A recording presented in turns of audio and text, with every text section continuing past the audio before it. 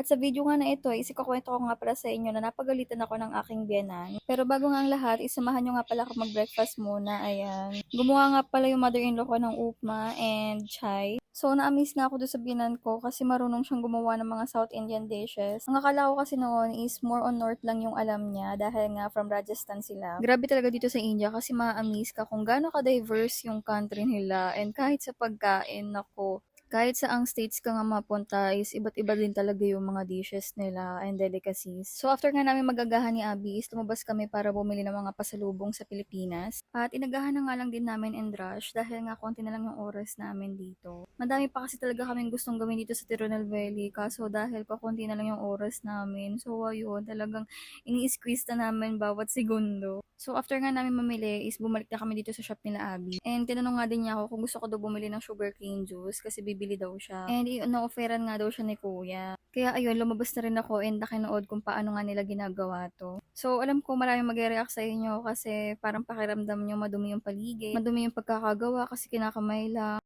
Pero ganito talaga yung street side na sugarcane juice kung paano nila gawin dito sa India. Meron namang mga may mas malilinis dito tignan, pero syempre dahil ito yung nasa harapan namin, ay for the go. And wag kayong mag-alala kasi so far hindi naman sumakit yung tiyan ko and sarap na sarap pa talaga ako actually dun sa sugarcane juice nila, promise.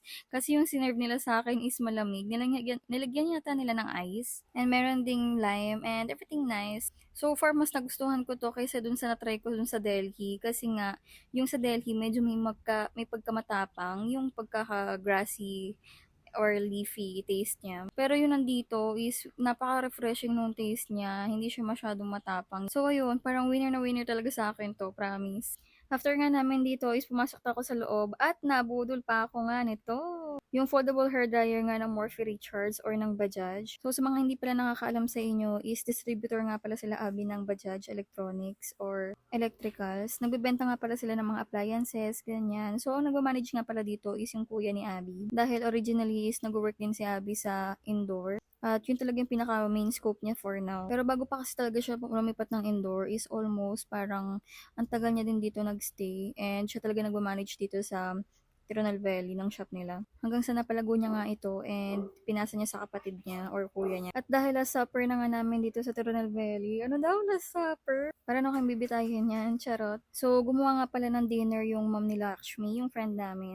At dahil wala na nga kaming oras, is dito kami sa office din na nagbukbang. So, kung sa Pilipinas is meron tayong boodle fight, meron din dito, no? At isa nga pala to sa mga favorite part ko kapag nagpupunta ng Tironel Valley. Dahil talagang napakasarap magluto ng mama ni Lakshmi, promise. So, after nga namin mag-dinner is, nag-close na rin ng shop si Abby. And then, dahil malapit na nga rin yung train schedule namin, so, bumalik na rin kami ng bahay nito para makuha yung mga luggage namin. And doon na rin mag-spend ng time with family. So, meron palang surprise na cake cutting itong mga friendship namin. At dahil dalawa nga kaming preggy ng sister-in-law ko, kaming dalawa yung nag-cut ng cake. And ganito nga pala sila mag-cake cutting sa India. Which is after nyo nga mag-cake cutting, susubuan nyo ang isa't isa.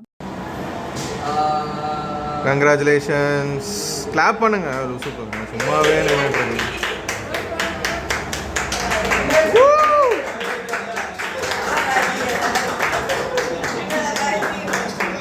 बहुत अच्छा बहुत अच्छा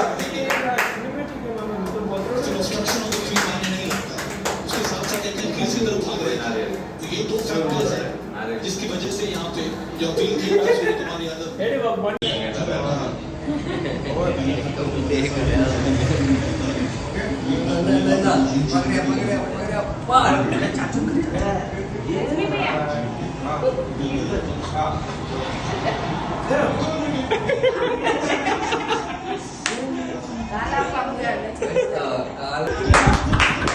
सही बात है बेटा यार उसमें गद्दी का आगे वो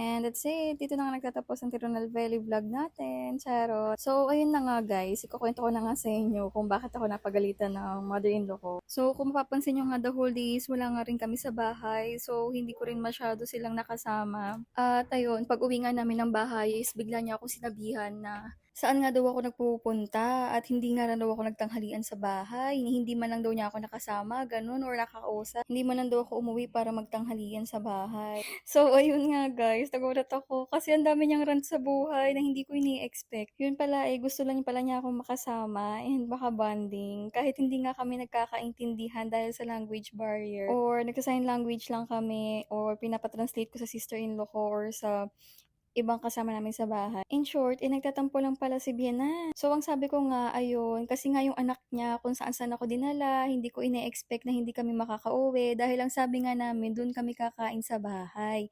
Pero ang ending, hindi na nga kami nakauwi dahil kung saan-saan nga kami dumaan. Tapos, gusto pa ni Abing i-meet yung mga friendship namin. Tapos, sabi nga niya, bakit hindi na lang daw ako nagstay sa bahay? Sana man lang daw doon na lang daw ako nagstay para daw nagkasama pa daw kami. So ayun, ang sweet talaga ng mother-in-law ko.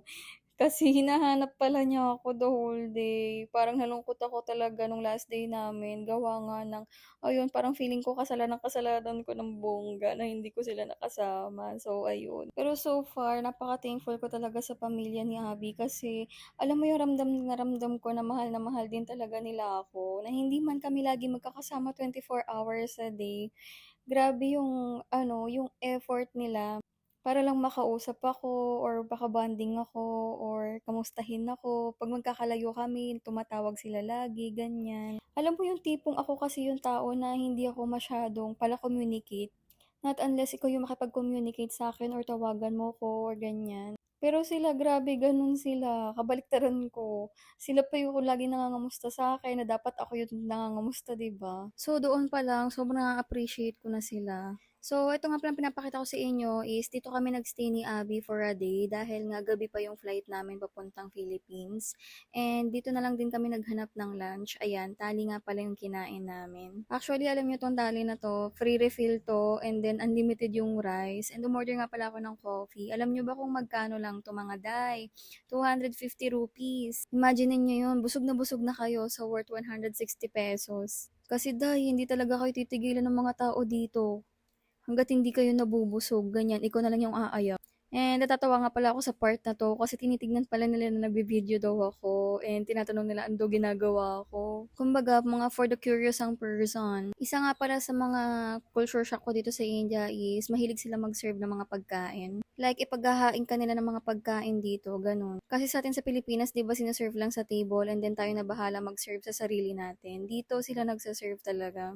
Yung tipong literal nakakain ka na lang, gano'n. Pakakainin mo na lang yung sarili mo dahil sila nagagawa lahat. And then, after nga namin kumain dito is bumalik na rin kami ng hotel. So, ayun lang. Abangan niyo yung mga susunod na vlog ko. I-follow niyo na rin ako. And, syempre, thank you for watching. See you again. See you again? Parang istoryan. Bibili lang sa tindahan.